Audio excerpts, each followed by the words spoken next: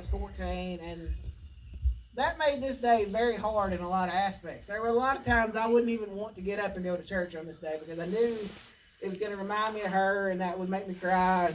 There have been a lot of tears shed on this day.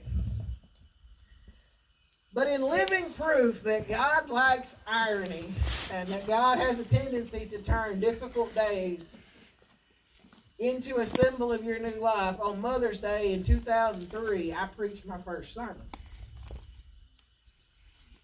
God has a way of doing that. He can take something that is difficult and is hard for you and can turn it into a symbol of a new life.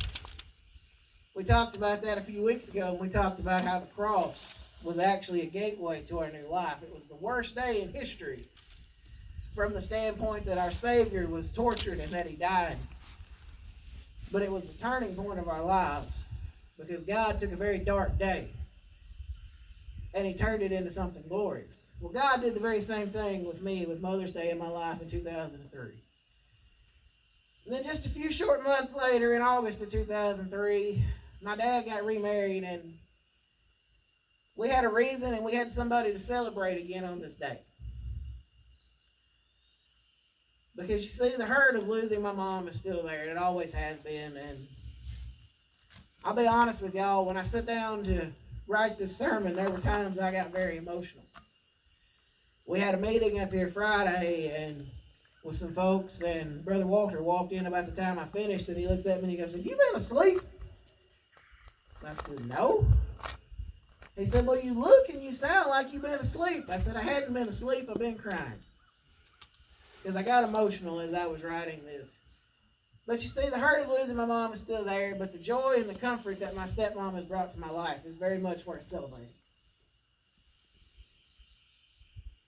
And I am extremely proud that she's here with us today.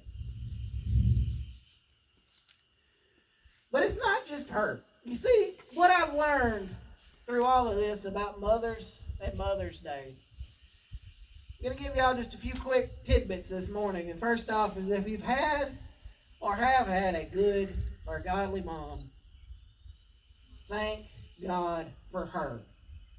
And if you still have the chance, thank her. And don't just do it once a year. There's a lot of people that today, because it's Mother's Day, they will go and they will find a grave and they will lay flowers on it. One of the best pieces of advice I ever got from one of the worst jobs I ever had was I had a boss look at me one time and says he likes to give people flowers while they're alive. So don't just do it one day a year. And don't just do it to your mothers, the people that are important in your life. Let them know, and let them know often.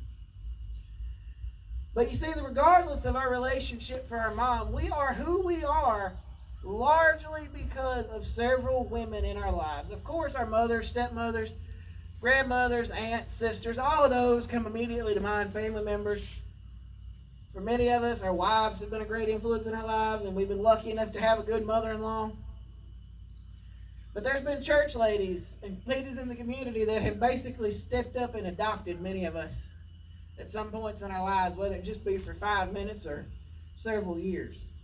And for some of us, it's daughters, granddaughters, and nieces that motivate us to be the people that we are. We are who we are, largely because God has put several great women in our lives. And today, I want us to celebrate these wonderful women in our lives. And I want us to look at what I consider to be one of the sweetest, but it's really an undersung, low-key tribute to a mother in all of Scripture. And as we look at this chapter this morning, I hope that we can appreciate and we can see the legacy that a mother leaves, not only